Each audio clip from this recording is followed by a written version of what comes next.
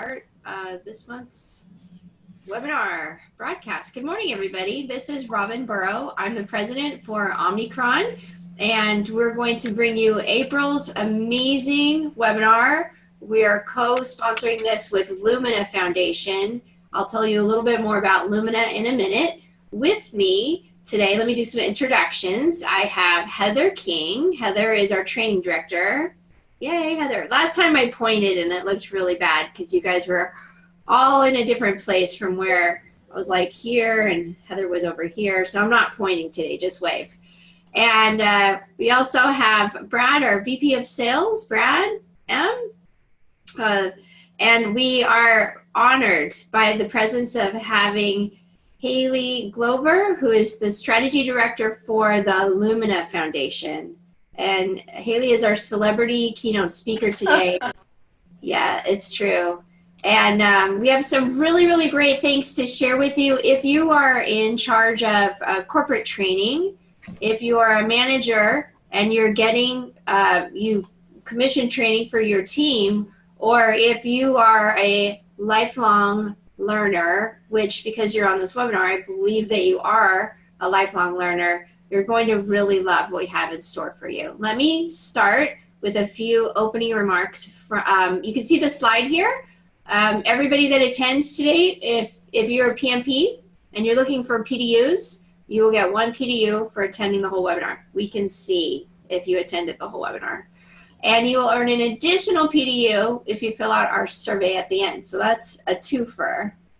The certificates and instructions to get your PDUs will be submitted within usually about 48 hours. Heather's really, really fast. But so it's more like 4 to 8 hours, but I'll say 48. And the recording will be made available. And we have some really great giveaways. In fact, our CEO also has a food company. So I'm just going to show this up and then we'll talk about it later. But that's even going to be one of our giveaways today. Okay, Brad, what have you got for us?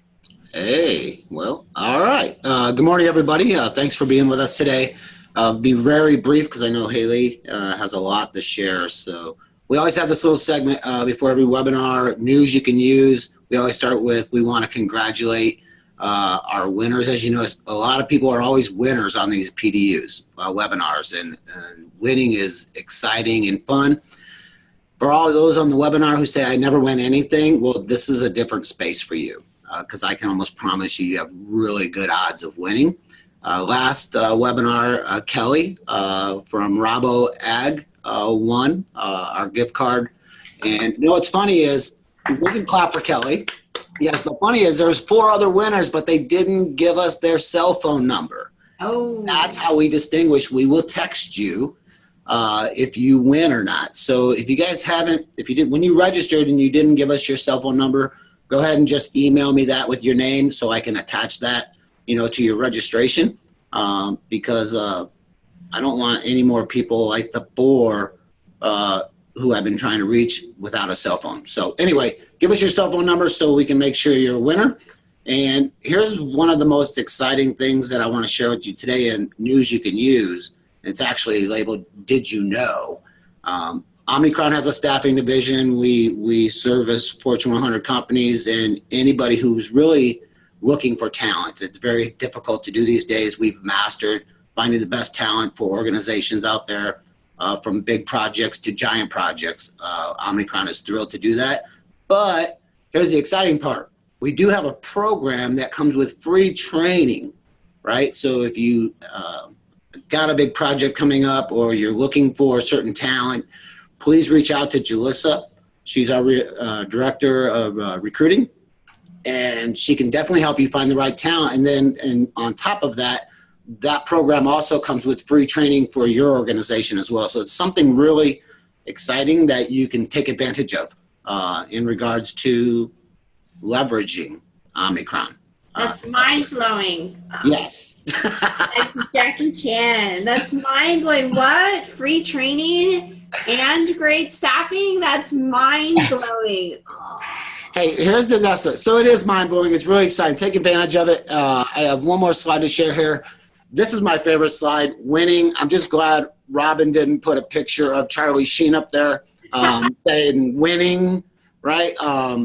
She chose the infamous Rocky scene. So if you guys are chatting right now, if you're big Rocky fans, let us know because there's no better feeling than watching a Rocky movie and winning. So as you can see, we have many different ways that you can win, even to the Starbucks gift card. You would think I was sending out $100 gift certificate to Starbucks when people would get this $10 gift card. They're just super happy and thrilled, you know. So and then you also, an easy way to win a $50 gift card, you know, is by simply putting a simple comment on one of our blogs that we, you know, take a lot of resources from, you know, and put great information out there for you. So read those blogs. And then the best one, we got a nice $250 gift for taking a simple survey, you know, and your surveys do, the information that you share really do add value to what Omnikron is doing and Lumina is doing. So with all that said, happy Thursday. Thank you for being here. And Haley, I'm excited to take some really great notes on your presentation today. So Robin, I'll hand it back to you and you can hand it back to Haley. Okay, great. So, well, thank you, Brad. Thank you, Brad. Yay, Rocky. I was going to say the part of Adrian. So you guys are all Rocky, and I'm laying there. I'm a little bit sick, and I'm just like, just do me one favor. Win, Rocky, win. Woo! Okay, so go. Please win. Please participate. And now you know why I have to keep my day job. So, okay. So, listen, I want to introduce Haley. Can you see how it says Robin's copy? That's because I take this with me everywhere I go. I first met Lumina Foundation when I saw this book. Those who know me know that we love to learn and read over here at Omnikron, so I'm a voracious reader. I got this book, Jamie Merisotis. I really like the title, America Needs Talent, Attracting and Educating and Deploying the 21st Century Workforce. Wow. And then I fell into the vortex. I loved every single page as I have underlined and gone back to so many stats in this book. I had to reach out to Lumina to say, tell me more. What are you doing? How can we help? And Lumina Foundation is an amazing organization. They have a tremendous goal, and Haley will tell you more about that by the year 2025, we all together, and Lumina is really the catalyst for this. Their goal is to have 60% of adults, degreed, certified, trained, secondary degree, by the year 2025, 60% of all the adults in the United States, because globally, and Jamie will tell you, and it's pretty jaw-dropping how far the United States has slipped in our global standing, and that's not good. So education is always proved to be the key factor to increasing so many things: quality of life, happiness, so many other things, lower crime rates, better for the whole community. We could go on and on. This is what we do for a living, so we're very passionate about it. And I've come to know and love Haley. We meet almost monthly when we can. Haley is amazing. She's a treasure trove of information. She meets with very enterprising and impressive organizations all over the United States and universities, and she has a lot of things to share with us. So Haley, Strategy Director for Lumina, thank you so much for being our guest today. Thanks, Robin. So I'm going to share my screen here, and I think the way we're going to work this is that I'm going to do this presentation, walk through some of my data and information, and then Robin and I are going to talk. Is that right, Robin? Yeah, actually, all four of us will talk. We're all going to have some questions for you. And team here, participants, and send in your chat questions. I want to let Haley go through the first part of her stats, and then we're going to open it up and have sort of like a fireside chat today. So go for it. Awesome. Okay, and I'm going to ask you to keep me good on time. So Robin mentioned, yes, I'm from Lumina Foundation. We're a private foundation. We're based in Indianapolis, and we're unique in the nation amongst foundations and philanthropic organizations, and that we have, number one, one focus, and that is that we are all about reaching Goal 2025. As Robin mentioned, this is to increase the proportion of Americans with a high-quality degree or credential to 60% by the year 2025. It's really important to note that we don't just mean what folks typically think of as college, right? So we're not just talking about associate, bachelor's, master's degrees. We are actually talking about things like industry-recognized certifications, certificates, and other forms of education and training that really have not only market value, but can connect then to further education. We're really trying hard to make sure that training efforts that folks like you undertake and develop, even in partnership with groups like Omnikron, can count for post-secondary credit if we must be in a credit-based environment. Because honestly, a mind is a terrible thing to waste. Learning is learning whatever venue it is acquired in. And we do feel in order to not only reach this goal, but to make sure that we transition into a nation of lifelong learners in order to be able to compete in our global economy. All of these things are what we have to do. It's not just about the economy, it's about our society and our democracy as well. So our goals are pretty lofty, and we actually do have quite a bit of a way to go. So every year, Lumina takes census data as well as some survey-based data and produces a report we call Stronger Nation. We've been doing this now for 8 or 10 years. And it's great, and it's great in that it takes publicly available information, but it puts it in a format that folks can understand and really use on a day-to-day basis. So right now, we're at about 47% of our nation with a high-quality credential. We are able right now to count everything above a certificate, and that is a certificate acquired in a post-secondary setting, often industry or specific company or occupationally driven, as well as associate, bachelor's, master's, and professional degrees. What we also track very closely is the some college, no degree population. Right now, there are about 26 million people in the nation who started post-secondary education but have not completed it over the age of 25. So we are really interested in reducing that number, because what it displays is that there are a heck of a lot of inefficiencies and often even failures within our system of higher education, where many people start, but due to structures, due to practices and bureaucracy, and all of the other things, which you probably remember if you've been to college, many students just start and do not finish. So we're very interested in making sure that that number shrinks and the bolded side of this pie chart grows.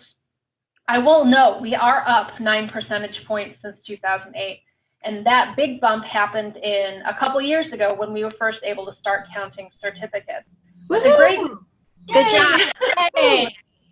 The great news, though, is that we are seeing better growth amongst young adults, so the 25 to 34-year-old population. And if we had more time, I would like to wonk out with you and go through all of these great statistics, but I don't, so I won't. And but I will point out our younger age population is now, for the first time in a really long time, starting to out-attain in terms of education our elderly population, or our last working year generation population, that 45 to 64 or 55 to 64-year-old group. That's really important because that's a very, very large group of people who are getting ready to retire. Really important that we're able to replace workers who are retiring, as well as accommodate all the new jobs that are being created that don't even exist yet. We also think somewhere within this orange or turquoise group is about 2 percentage points worth of folks who hold a high-quality, industry-recognized certification as their terminal credential. We don't count those right now because, honestly, in the higher education framework that we currently operate in, they don't count for post-secondary credit. So hold on one second. Okay. I'm sorry, I've got somebody at my door. So what we like to do is use as a qualifier, it has to count for further education. And that means somebody who starts college and has a high quality certification in their hand should not have to start over when they get to college. They have acquired competency, they know how to do things, and for the vast majority of those certifications, that learning is college level. So we are fully operating under the mantra that all learning should count. And it should count wherever you acquire it, however you acquire it, whether it's through the military, through work, through even in prison. Learning is learning. So here's where we are right now. So a couple years ago, we thought employers are often asked to be at the table, but when they're at the table, nobody really knows what to ask them for. And from my perspective, you know, I look for elephants in the room, and I thought, well, the money is actually the big elephant in the room here. Employers spend $2 out of every $3 on post-secondary training and education in the United States every year, and that's to the tune of hundreds and billions of dollars. In fact, formal employer-provided education and training is about $172 billion a year, and that dwarfs government, states, et cetera, by far. So we decided to take this tiny slice of it and say, you know, what about tuition investment? That's the most direct investment that we could probably find from employers to the higher education system. About 60% of employers offer a tuition assistance program, and they spend quite a bit of money per employee on average. However, we do know that very, very few employers actually measure the return of their investments. They also do not advertise that they have these programs very well at all. In fact, a little less than half of the adults working for these employers don't know that their employers have the program. And the utilization rate, therefore, is way low, utilized on average by about 5.2% of the staff in a particular survey. And our anecdotal and research information says it's probably actually closer to 2 or 3%. So we said, you know, we talked with a lot of employers because, you know, we are a philanthropy, and many of us come from either public jobs or, you know, other nonprofit kind of jobs, and we don't have a ton of experience in what, you know, private companies think about when they need to develop a program or how they really view their talent development systems. And we asked them and said, what would it take in order for you to pay more attention to this particular program or even talent development in general? And they said, we need ROI. And so we developed an ROI framework. And so working with Accenture, we decided that it was about time that we had a incredibly robust, defensible way of creating an understanding of return on investment. So a lot of other places you saw ROI getting measured as just a benefit statement. So, you know, how much did it bring into the organization, or how much did it save? Well, it turns, you know, if somebody says, hey, it saved me $15 million, that's fantastic, but what if it cost $17 million, right? So we needed to have both sides of that equation represented. We felt we need to have an objectivity level that didn't really exist before, because it's one thing when either the company itself or the education provider are doing that work. It's not like you expect people to fudge numbers or lie, but you never quite know when there's vested interest there. So we were an objective framework. And then we needed to have a factor that could be replicated. And so here's our framework. We wanted to measure across all of these things. We wanted to be very inclusive and not just what we were counting from the investment side, and that is whatever it costs is what we measure, but also the other factors. What we came up with was that it's really, really difficult to measure on these other factors because a lot of companies don't collect the level of data that they need in order to be able to do this. And we could only go with the data that we had from the company. But it was still a really probably the most robust ROI study set that has ever been done, and probably will be done for quite a while until the data side catches up to where we want to be. I will also note that we included a level of statistical analysis in our work that set it apart pretty dramatically. Because of the data that we asked for from our company partners, which I'll talk about in just a moment, we were able to pull out the impacts from other aspects that you might be able to find. Now, you can't account for attitude, and that actually does drive quite a bit of this. But you can account for things like your zip code, how old you are, how long you've been with the company, all of these other factors that might contribute to whether you're more or less inclined to be promoted or be transferred or be, turnover or be absent on a day-to-day basis. So we were able to pull all of those factors out and found a very strong correlation and impact from participation in tuition reimbursement and assistance models, and all of these really important talent management factors. So we worked with 5 companies, and we can name 3 of them. We worked with Discover Financial, whose product you probably carry around in your wallet, Advocate Healthcare, which is the largest hospital and healthcare system in the state of Illinois, a large Comtech, which we were not able to name, Cigna Health Insurance, and then a regional bank that has operations upstate New York as well as down the eastern seaboard. The great thing is that we found that these programs reap consistently positive returns, and in some cases, extraordinary returns. I can talk at greater length about some of the variables, and I think probably the question in both of your minds is like, why do I see 144% and 4% in the same study? So I'll just go for just a minute into some differences between, say, Discover and Advocate. One of the reasons why Discover's is high versus Advocate's is because Discover has a very open program. Folks who want it can get it.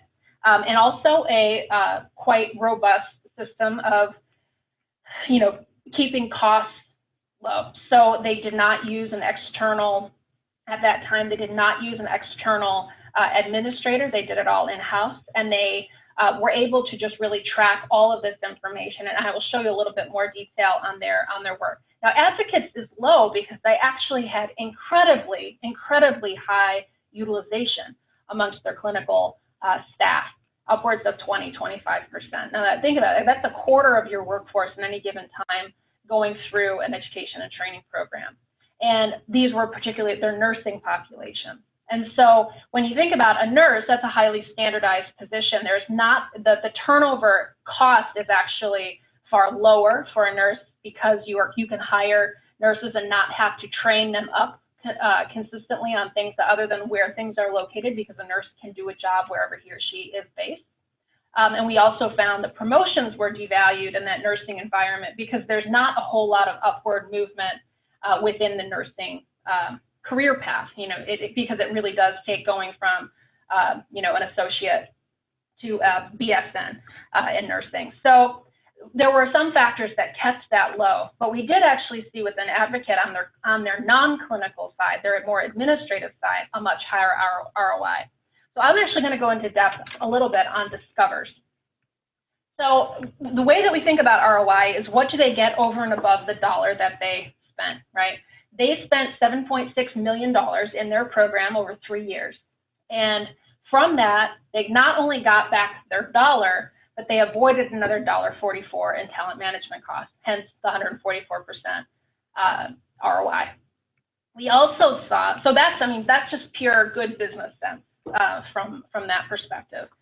We also searched for the value add for employees, because when employees participate in these kind of programs, they are giving up their time, their family time, money up front, those kinds of things. We wanted to understand whether it would be worth it for the employees too. And their incremental wage gains were actually 57% higher than non-participants, meaning they got higher raises than their non-participant peers, and they had more career opportunities, which is fantastic news. So we also saw, across those 4 factors that I mentioned early on, we saw just huge differences, right? Participants in Discover's program were actually 21% more likely to be promoted, which to me signals that frontline managers and others within the company were seeing the value in these people, either because of the skills that they were acquiring during their education and training, or the signals that their pursuit of education and training were sending, which I think is that's one of the best things that came out of this work, is that the value from the managerial side, HR side, is very present here. We saw a 9% increase in sort of lateral transfers, which can be a high value add in HR from the HR perspective, given that you need people to be able to do more than one job to fill in where they can and to make new moves that can feel fresher to avoid that kind of turnover. We saw a 0.5% increase in retention, which is always great, particularly in call center environments. We actually saw a decrease in absenteeism, which of course in a call center environment is also a pretty big deal. Each of those things has financial value, which we were able to calculate, and that's how you get to the $10.9 million net savings figure. So that was just a race. All of these studies are located on our website, and we can definitely share that, that location with you. But there are some just quick lessons that I'm just gonna blaze through, and then we can talk about it. Some key considerations as you think about how to develop and measure your program. First and foremost, that data question is so prevalent.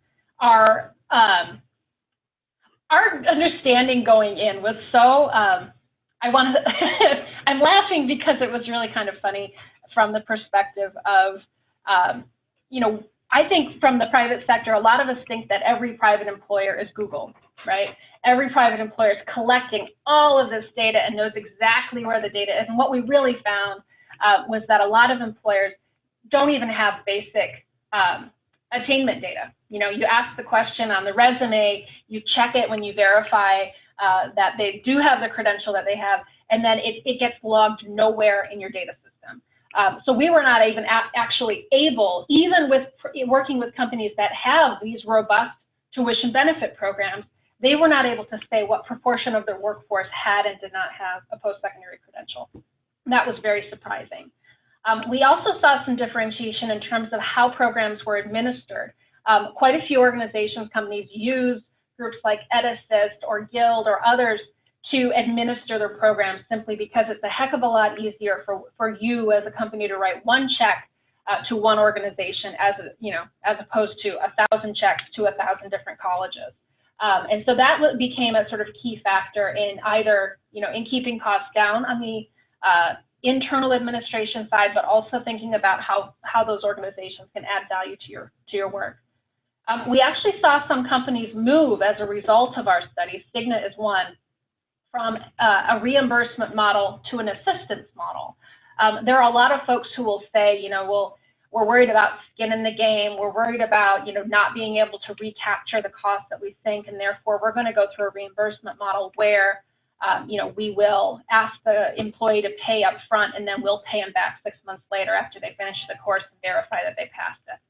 And that's well and good, and consider that what it will. I will though point out that for, say, call center workers who are making $12 an hour, for folks who are making, less than potentially a saving wage, coming up with $5,000 to spend out of pocket to then wait 6 months for it to be reimbursed is really difficult and can sort of artificially deflate your utilization rates and therefore your ROI.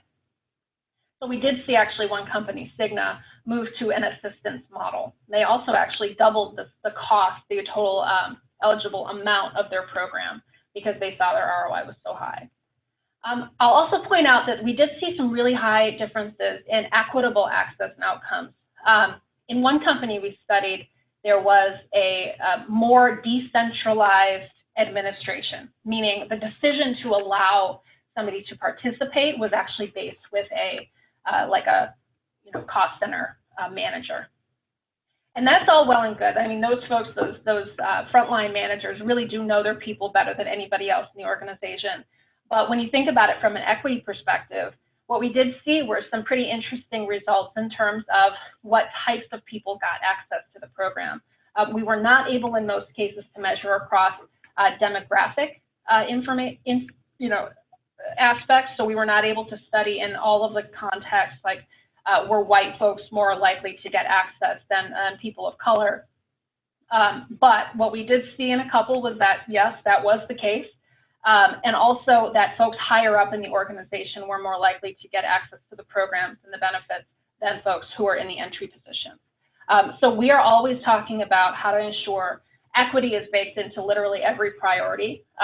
Our nation will not do better unless everybody does better, and that means focusing particularly on the folks that have been denied access and opportunity because of systemic racist bias for a long time.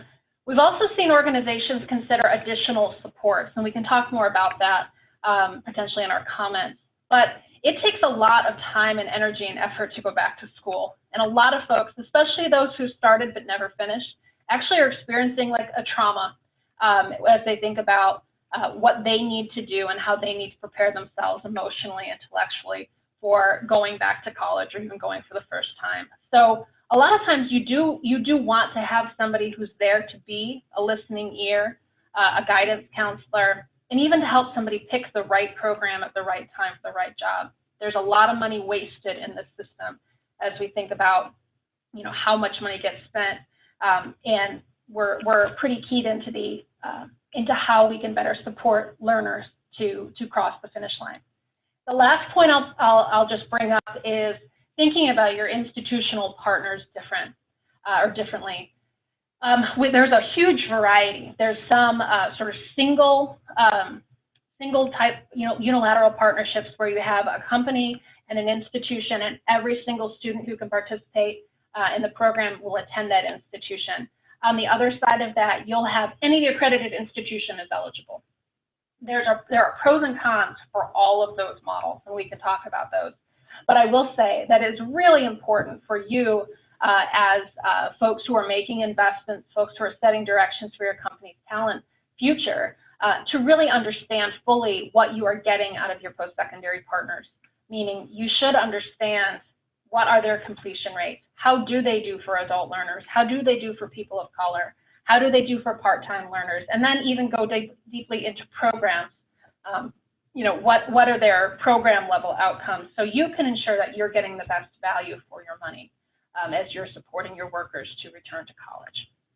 So I will pause there and then turn to Rob, and I'm very interested in seeing what questions y'all have. I know I raced through those, so I hope that was okay, Robin. Oh my gosh, that was so good. So thank you, Haley. That was amazing.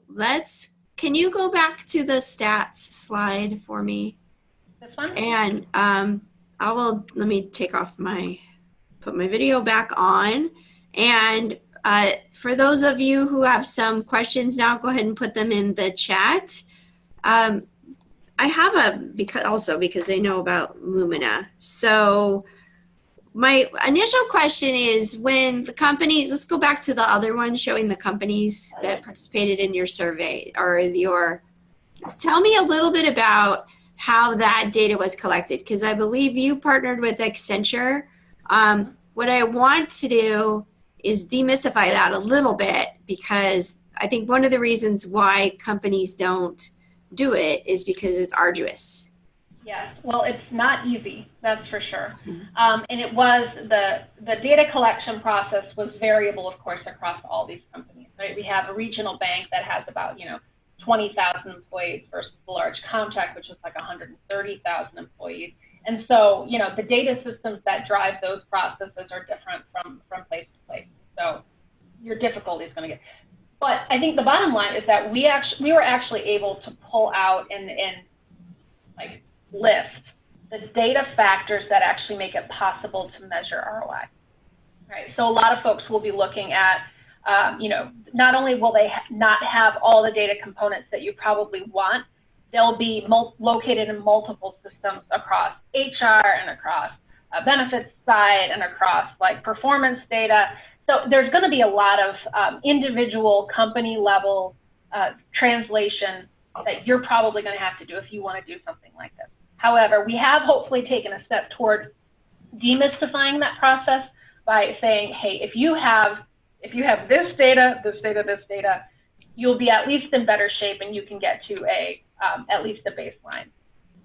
So does that answer your question? It does. It does. Gives me some hope. And I want to share with those who are here who can influence these types of decisions, or if you catch this recording or podcast later, if this is something that intrigues you and you want to learn more about it, Omnikron does have a big data division, and we're always looking for side projects. We love to research. We have the tools. We have the data scientists, and we'd be happy to venture with you. If you think, gosh, I think that our company could benefit from an ROI study, go ahead and give us a call, and we could maybe model what Lumina did, and like a good second or third born, we don't have to learn it all ourselves.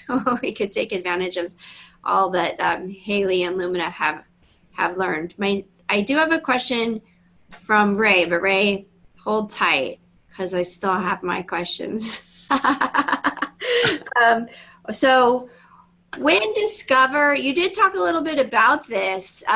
Over how long a period, what did you look at? Was it an annual or what was the time frame?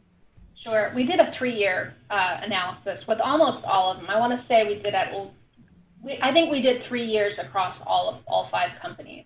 And we did that for a reason.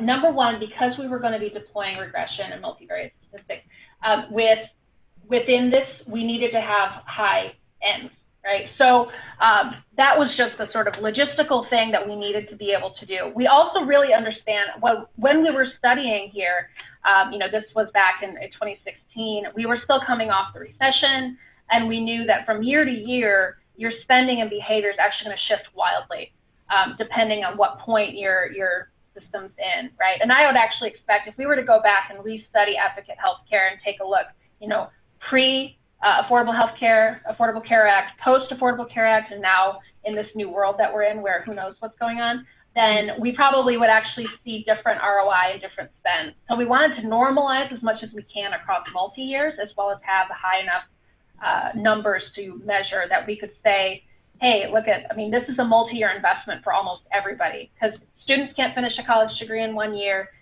If employers can't fully pay for a college degree in 1 year. So it's a multi-year study in almost every case. Okay, that's good. Thank you. I have a few more for you, but let me ask Ray's question.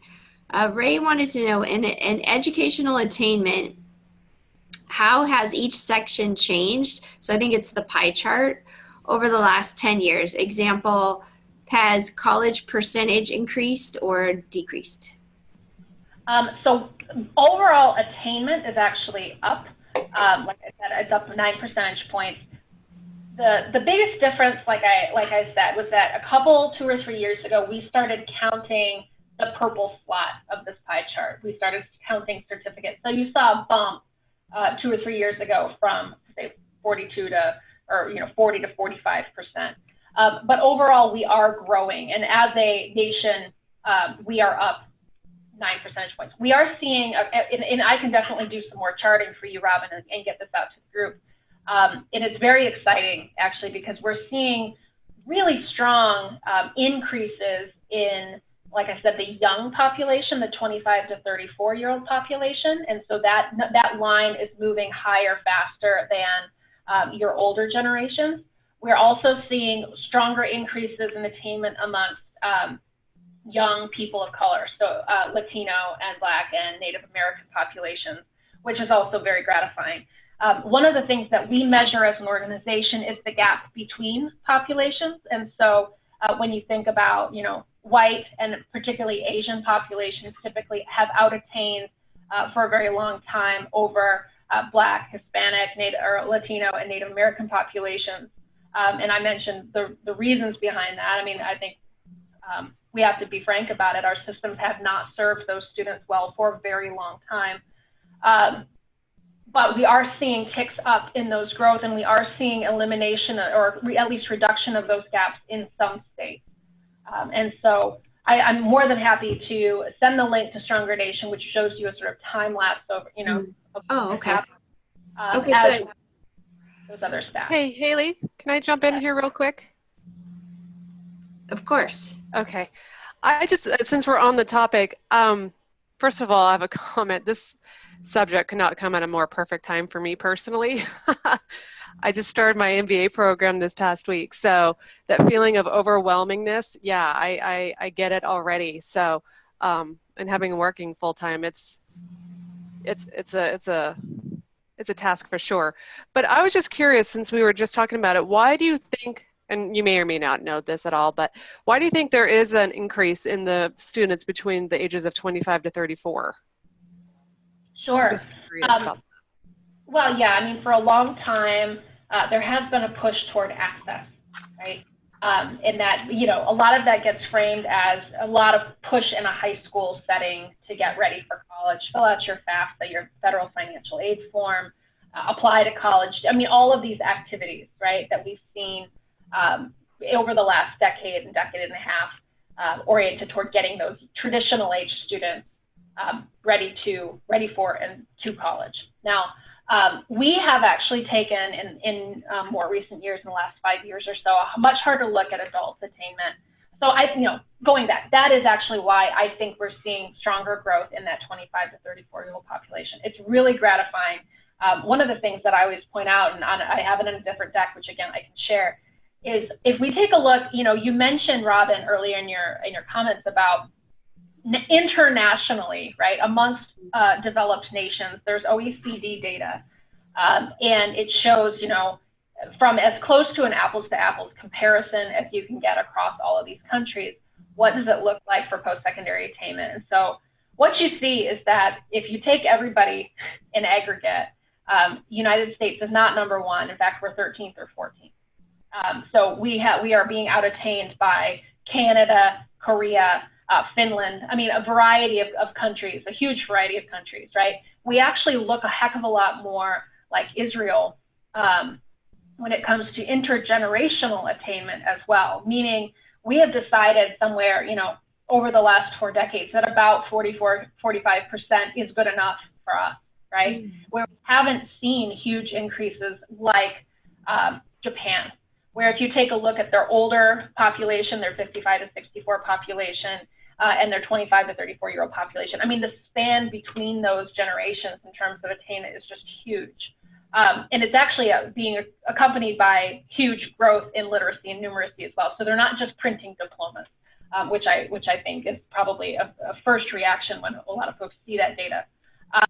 But anyways, yes, results of the access push, but also from our perspective, not only do we need to really keep thinking about how these traditional age students do once they're in college, and how does the post-secondary system make sure that the vast majority of those students actually complete with a credential, right? So it's one thing to send more students in the front door, but if they all drop out before they're getting across the finish line, then what we will have done as a nation was broken a lot of dreams, taken hope away, and spent a lot of money that we don't really want to spend, right? Right now, about 50% of students who start in a 4-year context will complete in 4 to 6 years, and about 30% of students who start in a 2-year credential will complete in about 2 to 4 years, right?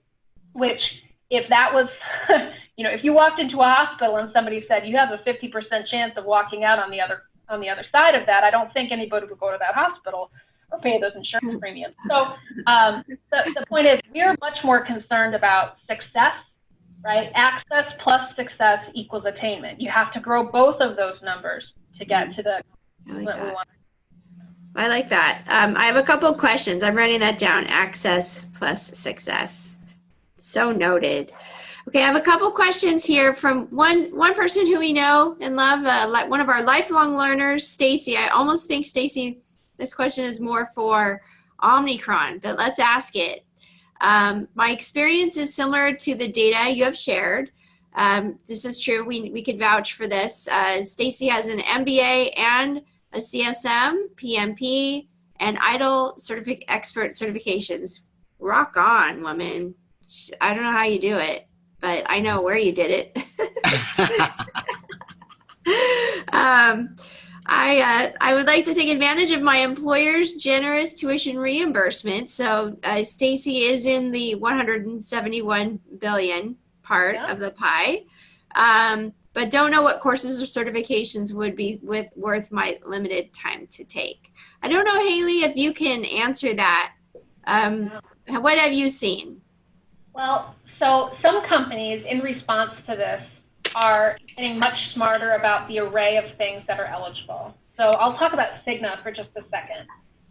Cigna, prior to our study with them, said, go and do really whatever you want at any accredited institution, and so when you take a look at the array of programs that folks were studying, you found some that were square in the priorities of what Cigna needed and wanted, and you also found some that were really clearly like, I'm just interested in this, I'm going to study literature, and I honestly, full disclosure, I'm an English teacher by training, so like I fully see the value of knowing literature and knowing how to write and read and all of that, but I'm not sure how it would apply directly in the context of an insurance provider and healthcare organization. So what Cigna did as a result of the study, as I mentioned before, they doubled the eligible, amount that students were able to take advantage of to about $10,000 for a bachelor's degree and $12,000 for a graduate degree. But they restricted then that amount to programs that were highly relevant. So things, in the healthcare sciences, in informatics, and actuarial science, and data security, and administration, those kinds of factors, they were actually able to get more bang for their buck because they're investing in people who are being trained for their industry. And then they didn't say no to everybody else who was interested in studying philosophy or poetry, right? But they said, we're going to give you less money because the skill set that you're developing is actually, while great for society, a lower priority to our organization, which is entirely reasonable. So advice for Stacy, I would actually say, talk to people who you admire in your organization. Talk to people whose skill sets you admire, either in your industry, in your occupation, or in your company, right? And ask them what they did. Because I will guarantee you, there is no clear career path that everyone can follow. The circuitous, crazy routes that people take to their job, their current job, and even their passion job, right, are really different. You cannot map those. What you can do is remove some of the huge jerks that take people back and forth by just, number one, as a person, finding and talking to folks who you value their opinion and their guidance, but then working with your company, on the other hand, to really take a look at your data and see, are there people who are really thriving in this environment? Can you do back mapping with your data and discover what kind of credential and competencies that they really have? That can help you then create a career path that at least has some underpinning behind it and isn't just a replication of the old career ladders that we all saw when we were in high school, like, if you become a CNA, then you can become an LPN, and then you can, that's not how life works for a lot of folks. That's that's excellent. Thank you. And both Stacy and I are remarking on your excellent SAT word, circuitous. So I know that you're an academician. I think Omnikron could also weigh in on that. So I will, Stacy, either answer it here or get with you later, but thank you. I have another question from Anne. Anne says, thank you for this information, specifically adding in the layer of race as essential to consider. Haley, what recommendations does Lumina have for addressing pipeline issues? Since a large percentage of adults may not have a high school diploma or GED, how do we increase those secondary credentials first in order to then reach the 2025 goal? That is the perpetual question, right? Yeah. And it's a really, really good one, and I really appreciate it. I don't think enough people really think about race as such a pervasive way of how companies recruit, find, select, employ, promote. I mean, it is pervasive throughout that, and what we see are really, I want to pull out another SAT word, Robin. I'm having a hard time. It's repulsive data when we really look at it. Anyway, so get off the soapbox. I would say going deep into the high school, into the secondary environment is one strategy. There are a lot of opportunities to consider, where do you go and do career fair type activities. Now, that's definitely like a 20th century kind of recruitment tactic. But what we've seen is that, as colleges and universities are recruiting and doing all that, they still do center in predominantly white suburban schools, right? Rural students are left out. Urban districts with very high proportions of students of color are often left out and just not even cultivated, right? I also think that it's important to look at those colleges as well. So when you think about where you're doing post-secondary recruitment and job opportunities, internships, apprenticeships, work learns, all of those models, really important for you to look beyond the selective or four-year elite institution in your city and to look at your community college, look at your regional comprehensive institution, those kinds of things, because those students need those opportunities too. And then I have real trouble with folks who are in the cradle space of the cradle to career context, right? Because from my perspective, it is much easier to impact a child's life by impacting his or her parent's life, right? And ensuring that that parent has a job opportunity, that that parent has an education, that that parent has the opportunity to earn a living saving wage can make can do more than any program, than any community initiative can do.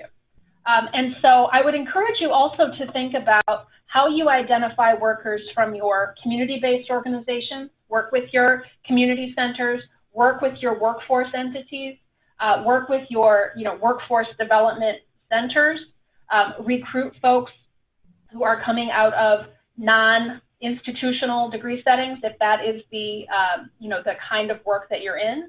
And we are seeing a movement toward what I'll call skills-based hiring. Organizations like Opportunity at Work are working in the technology space, but there's a lot of other ones in the non-licensed fields where the way that we have responded to, in the last 6 or 8 years, right, with huge amounts of job seekers, right, 1,000 job, responses for every posting that you put. And a lot of employers have said, I need a way to sort through these things and just to identify the top people that I want to look at. And what often happened was that you started sorting and your algorithm started tracing on degrees. And then if that didn't narrow it far enough, you saw them elevate the type of credential that they needed or that they wanted in response. So instead of wanting an associate degree, you sought for a bachelor's degree because there were still people who, even though they were overskilled for the position, still wanted the job, right? And so what we saw was this ratcheting effect where the credential work actually inflated for what the jobs actually did. And so now that we're in a very tight market where you are probably not finding the people that you need to fill all the jobs that are open, we need to really think now about how do you hire for things other than credentials while still valuing the credentials. And so if you think about competencies, right, there are ways that you can describe your work that go far beyond, say, list, you have to have this credential in order to get in the door. You can list out your jobs in terms of the competencies that you have to have. There's actually an initiative called Skillful that our partners at Markle Foundation and IBM are working on. It's out in Colorado, and they had a wonderful video, which I will find and send to you, Robin, that showed, there was a manufacturing plant who has now moved into a competency-based hiring model. They said, hey, turns out teachers are really great in our customer service unit. And you know why? It's because they're incredibly patient people who know how to solve problems on the fly. Right? So I'm going to interrupt you, but I'm going to keep this train of thought. Okay. Did you say skillful? What did you say? Okay. Skillful. And I will send the link to you and maybe you can share it with folks. Okay, excellent. So on this note, this is really cool for a lot of the folks that are attending or will listen later. Haley, tell us the work that you're doing to get your career and work hours transcripted, because this is cool, you guys. If you maybe you haven't finished your BA, but you've been in the workforce for 20 plus years, or you would like to put some credits toward a post-secondary degree, Haley's been doing, Lumina's been doing a lot of work on seeing how we could get that transcripted. Is it okay for you to talk about that? Yeah, so there's a couple different things that I'd like to mention. So hearkening back to earlier comments about all learning counts, right? That, like I said, that is our mantra. We are agnostic as to where the learning happens, so long as it's demonstrated that you have the competency. And a competency is knowledge, skill, and ability with intellectual behaviors that facilitate your actual employment of that competency, right? So it's not just that I know how to do this and I have got the knowledge behind it, but that I can do it in the environment in which it's called for, right? So you see a lot of things like interpersonal communication, those soft skills are in that intellectual behaviors category, and I think that's really important. So for on just one side, the transactional side of that equation, there are institutions out there that specialize in degree completion. So if you think about all of this, you know, the 26 or so million people who are out there right now with some college, no degree, about a third of those folks have completed at least 60 credit hours, which is the equivalent of an associate degree. And so that's super exciting. Those students have earned a degree. They just haven't received the degree.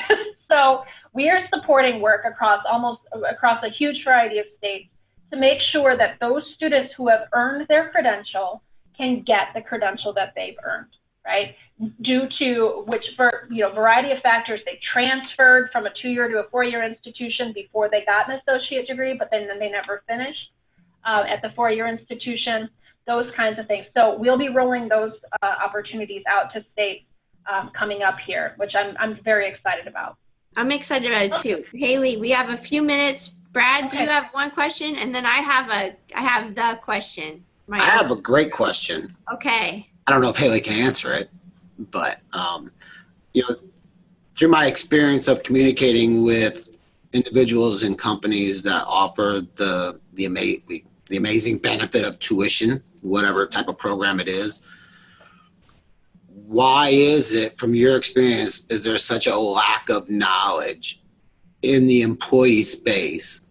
Because every leader I talk to who says, wow, if that's true, this is awesome, I want to try it first. And then, or they say, oh my gosh, can you share the same information that you just shared with me to my team?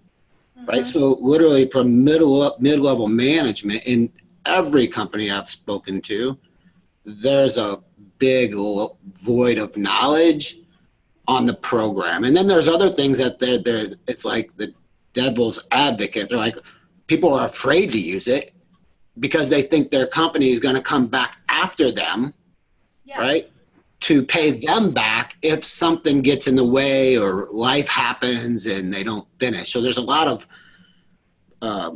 yuckiness in there that just people say, I don't care. Yeah. Well, so we did a little research on that particular question, right? Because you'd think, this is that perpetual, if you build it, they will come problem. And that's not true in this case, right? So one of the reasons why a lot of employees don't know about their programs is because even looking at you, right? How many times a year do you look at your employee handbook, right? Once or twice when you've got a particular question and you're going to do a search and find it and close it, right? But that's where a lot of these programs get advertised. It's listed amongst the benefits that you sign up for your healthcare every year, you sign up for your healthcare savings account, whatever, and then you kind of forget about it until somebody prompts you, right? So one thing is that, number one, employers hide the information inadvertently or on purpose, right? In venues where employees are not likely to see it frequently. It does take multiple dips in the egg dye for the egg to turn color, right? So you're going to college is not a decision that you just make and do, right? You have to take a dozen steps to even get to the front door, right? So there's one thing. Treating it like a benefit is actually it's an interesting problem. Like, benefits are really important. That's why a lot of folks will pick one job over another. But it looks more like an investment, right? When you think about the return on investment that you have here. But if it gets treated like a benefit, it gets shuttled away and treated like, well, okay, these are these things that can operate in the corner, right? Whereas if it's investment, you want to promote that. You want to tout it. You want to celebrate it because it looks a heck of a lot like you bought your new combine, right? You bought your new equipment, right? Can I interrupt real quick, Haley? So you're basically saying the samples that you shared with everybody in the presentation today, those companies have given you access to come in and run some numbers and show us what our return on investment is. And I'm assuming these companies who know what their return on investment is, these are the companies that promote it, and they do internal webinars on how and why and all the goodness of the reasons why you should be using it. Yeah, well, I can say, Cigna and Discover were obviously the two highest, but they also transformed their companies. And so I can guarantee you that Discover's not hiding their program under a bushel any longer. Cigna made some tremendous changes. And so what they're doing is creating a culture within their companies that are saying, we value learning. right? And that's another answer to another point that you raised. We did find in our original survey data that a lot of your frontline supervisors, if they were not cued into the sentiment and the vision driving the C-suite mentality around these programs, they were really inclined to say no, where they should have or could have said yes, right? So they're often concerned about like their quotas, right? I need to be this productive. I need to produce this much. Any time off task is a bad thing for me, right? And if they're not cued into the vision, the learning vision, or even the future needs of the company, then they're not going to be reinforcing the things that can come from the top. So it's got to be a whole company thing. And then finally, I do think it's really important for employers to really consider how they recognize and celebrate credential acquisition, right? When an 18-year-old turns 22 and they walk across that stage, their parents and their family and their friends are out in the audience cheering for them, right? What happens when an adult does that? What happens? Omnikron cheers our alumni on. A lot of we're big cheerleaders. So when Heather gets her MBA, I know you guys are going to be celebrating. And so think about from a cultural perspective, how your company really values the education and learning of its employees, and do everything you can to promote it, because it's not just a financial decision. It is an intellectual decision, an emotional decision, a physical decision, and it requires sacrifices on all other parts of your life. This is why my desk is clean right here, Haley. This is where I stand. I get up here and stand. Right here is where I stand and celebrate everyone who has success and passes courses. It's a lot of fun. That's great.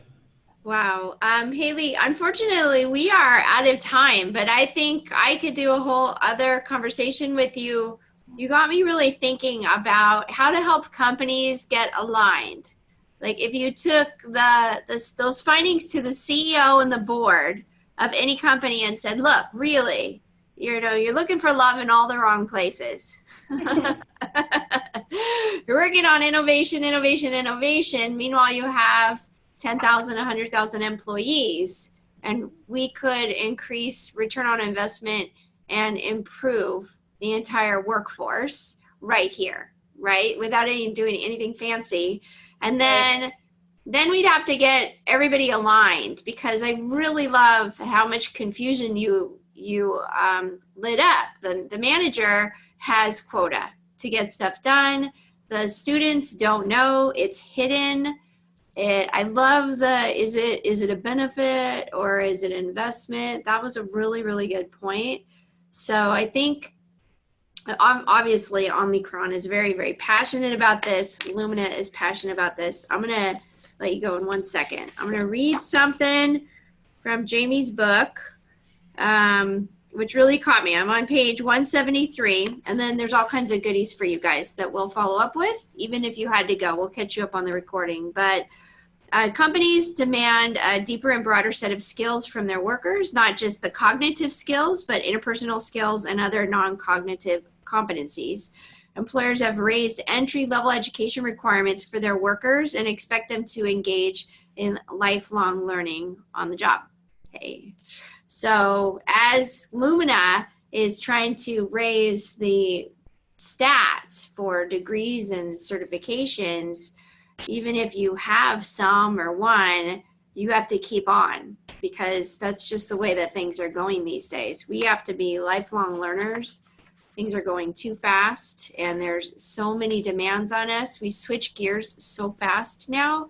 We have to constantly be learning. So Haley, I'm excited to be aligned with Lumnia. As you know, I'm a card-carrying member of the fan club. I think I self-elected myself to be the president of the fan club. So thank you for that. And can you tell me what were some things we have for giveaways, and then we'll just continue the conversation. Maybe we'll have you back. But I think you had some things that you could share with us today.